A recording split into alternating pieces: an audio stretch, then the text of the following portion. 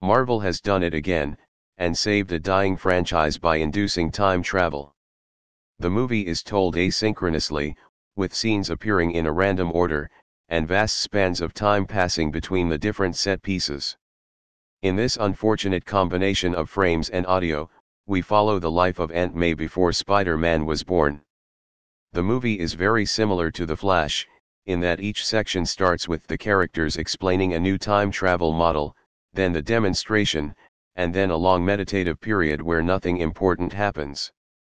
Mrs. Webb managed to keep a tight budget with some bold cost-saving decisions. For example, instead of using a human to deliver Ceiling Man's lines, Sony opted for a more archaic text-to-speech program similar to the one I'm using right now. Every day that goes by, my appointment with death gets closer. There's now, but in the future, they have powers, and they will try to destroy me. I came from nothing, less than nothing. I will not give up everything I've built and have my life cut short. The twist at the end of the documentary is that the whole thing was just a vision. After defeating handsome Squidward at the 20-minute mark, Mrs. Webb goes for a relaxing swim when she has a bright idea.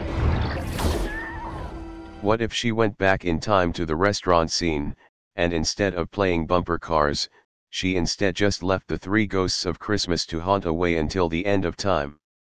In this new timeline, Mrs. Webb becomes a food critic instead of a web-slinging superhero. You can't outrun your density, as despite her best efforts, Webb is drawn back into what is arguably the plot of the documentary, and must peer into an alternate reality where she communes with Mr. Squidward.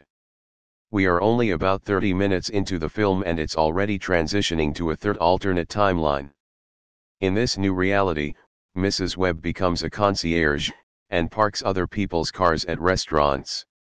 A fun detail is that they are the same restaurants Webb critiqued in the second timeline.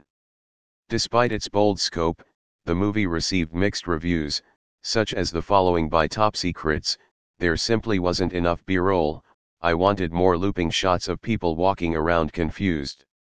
John Doe stated that he is excited for the multiverse series this will inevitably be spun into. Beloved children's entertainer Oatsvald Osborne argued that someone has been in my room and taken my beers away from my room.